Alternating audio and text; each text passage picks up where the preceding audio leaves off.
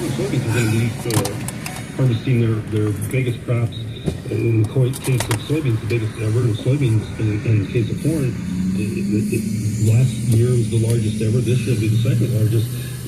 You don't have that same pressure against the wheat market. You don't have that same hedge pressure. So this market could easily find some more technical buying strength. But I think it's probably going to be dependent upon what corn and soybeans do over the next 30 days as much as anything. You saw a good export business this morning. Those export inspections were a 10-week high. I think we do continue to see that trend that this market comes off of its lows, still wanting to put some seed in the ground, give that incentive for the farmer in the southern plains to plant that winter wheat crop. They're going to be seeding more actively here in the next week to 2 weeks because it is starting to rain in the southern plains. Last week there was some rain, more rain in the forecast this weekend. It looks like that's going to be your best chance. And so we want to put that incentive out there for the farmer to go ahead and plant that crop and keep a premium in these prices. Okay. All right. Very good. I don't feel like we missed anything on the grains. I feel like we should jump over to the livestock trade. Neutral cattle report on Friday, but American Futures had to do a little bit of work to factor in some strength in the cash trade last week. I thought we had a good cash market estimate, $2 to $3 gains, and some of the feedlots are a couple dollars this week. We've heard from some sources in Nebraska and the Dress region that there may be some 94 cash being traded. At least that's what the Packers are losing pain this week.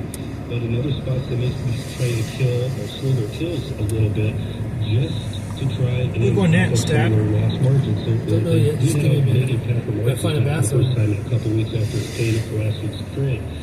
But the cattle and feed report didn't tell us anything. There's one inside Love's going to change, or what the trade expects. It's right as expectations. We're going to see less placements. We're going to see those placements continue to stay fairly tight through the rest of the fall months. Our on-feed supplies are similar to last year. And you remember last year we had a pretty good market after a big drop in September. October, November, December, we saw pretty good price appreciation.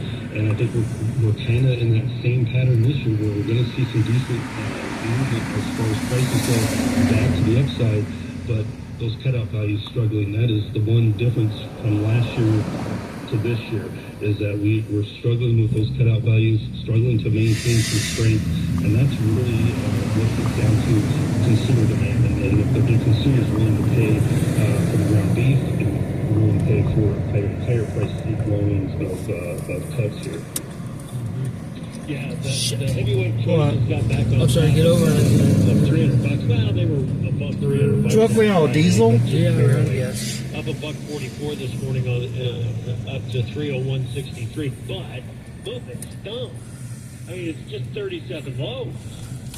So there's some work to do to make me feel better about beef demand, at least here at the start of the week. It sure be nice to see some more beef moving, give us an opportunity to build some upside momentum in the cash. I just don't know if we can do it or not.